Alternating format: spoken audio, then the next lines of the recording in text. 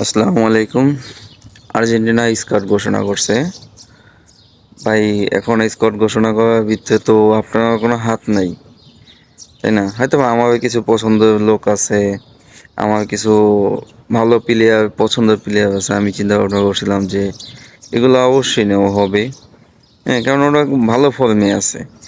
আর এইবার নীরবে, এতটা নীরবে আপনার স্কোয়াড ঘোষণা করছে, যেটা বলার মতো না।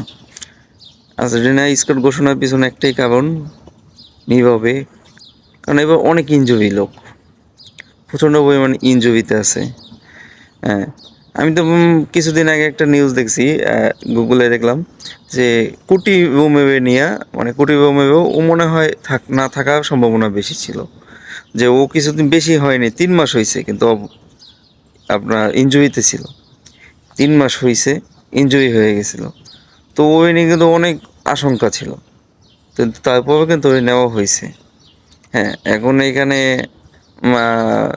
মাস্তানুর বলেন, অন্যান্য যেসব অনেকগুলো প্লেয়ার বলেন, এরা ফর্মে আছে, প্রতিটা প্লেয়ারই ফর্মে আছে। এখন কিছু কিছু বাদ দেওয়া হয়েছে, হ্যাঁ, কিছু নেওয়া হয়েছে। তো এটা নিয়ে কোনো আফসোস করার কিছু নাই ভাই। আমাকে এত মেসেজ দিতেছেন যে বলতেছেন, ভাই আপনাকে আর্জেন্টিনা তো এবার বিশ্বকাপ তো দূরের কথা, মানে এবার কিছু ভাই, গতবার কিন্তু সেম কাহিনী ঘটা হয়েছে। আমার যে মেসেজ দিতেছেন, ভাই একটু সময় দেখেন, সময় নিয়ে দেখেন। হ্যাঁ, খেলার কথা বলবে, তাই না? হ্যাঁ, এইবার ফেভারিট টিম আছে বর্তমান, এবার সবচেয়ে হার্ড টিম হলো যে ফ্রান্স।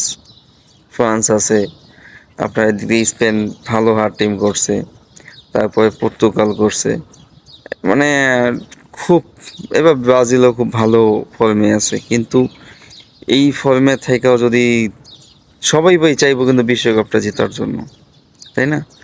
হয়তোবা আমাদের ওই বাপদাদার আমলে যে আমাদের বলতাম না যে হ্যাঁ 5টা পাইছে, আমরা দেখছি ভাই আমাদের কোনো চাওয়া পাওয়া নেই।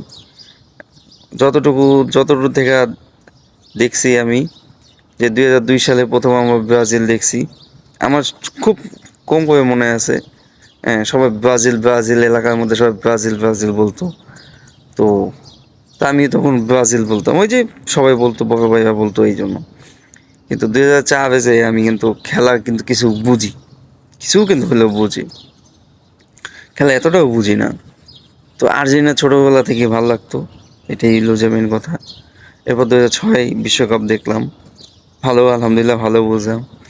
তখন থেকে কিন্তু ওই মেসিকে দেখতাম। আমরা যারা মানে জন্ম 95 96 এর থেকে, যা জন্ম 90 থেকে, এরা কিন্তু মেসিকে দেখছি, এবং ম্যারাডোনাকে দেখছি, তাই না? তো এটাই হচ্ছে মেন কথা। তো যেমনিই হোক, খারাপ হোক ভালো হোক, আশা করি গতবারও যেরকম হয়েছে এবার ভালো হবে। হয়তো এবার ফাইনাল যাওয়ার সম্ভাবনা বেশি, সবচাইতে বেশি ফ্রান্স এবং পর্তুগাল, না হলে স্পেন। আর এদিকে নেদারল্যান্ড কিন্তু ছাড়া যাবে না, নেদারল্যান্ড কিন্তু খুব হার্ড হয়েছে এবার। যে নেদারল্যান্ড যে দলটা করছে, এবং আপনি ক্রোয়েশিয়া দলটা দেখবেন, অন্য অন্য দলের থেকে, অন্য অন্য যে কোনো দলের থেকে, হ্যাঁ, মানে খুব হার্ড করছে। এদেরকে হারানোটা খুবই কষ্টকর। আপনি প্লেয়ারগুলো দেখবেন ভাই, আগে দেখতে হবে, আপনি প্লেয়ার দেখতে হবে ভাই। আগে তো আপনি মানে দল দেখে তো কিছু করা যাবে না, তাই না?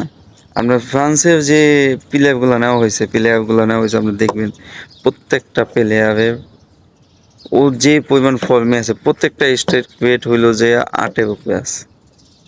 হ্যাঁ, 8, 8.5, 9 এই অবস্থা। যাওয়া মনে করেন এখন বর্তমানে প্যালেন্ডিয়ার নিয়ে টানাটানি শুরু হয়ে যায়, মানে ফর্মে আছে প্রতিটা প্লেয়ার। আর এমবাপ্পের কথা তো বলাই যায় না, তাই খুব ভালো আছে।